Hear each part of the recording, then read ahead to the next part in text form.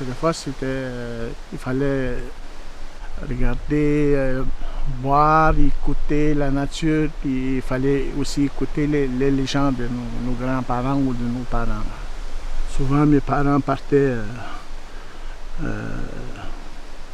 dans le bois, puis moi je suivais, puis il n'y avait pas juste nous, on avait plusieurs familles qui venaient avec nous, puis on vivait ensemble. C'est à partir de là que j'écoutais les gens. Ça fait plusieurs générations que les légendes se sont transmises de génération en génération. Selon l'âge que j'avais le droit d'écouter certaines légendes quelconques, là, puis d'âge en âge, après ça montait. Puis,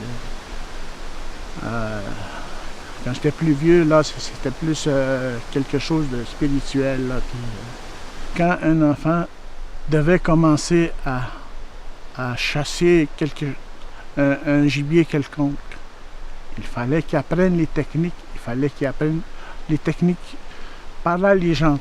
Parce que nous, quand on parle de légende, on dit que les légendes sont faites pour ça, sont faites pour enseigner le cheminement de la vie. Il faut savoir vaincre sa peur.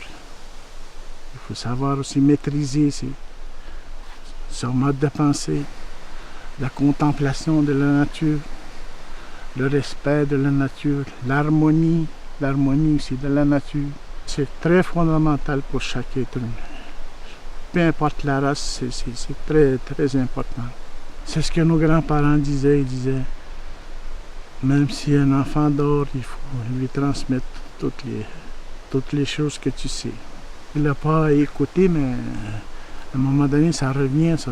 Parce que les autres, ils savaient comment transmettre, même si l'enfant était super excité ou il n'écoutait pas, il parlait pareil.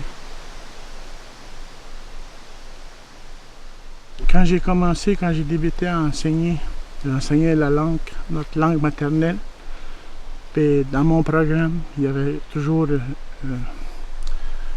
un temps pour compter les légendes. Là.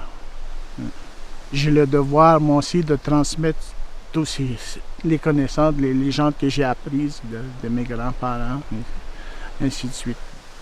Celui qui reçoit doit donner. C'est ça le principe de la transmission.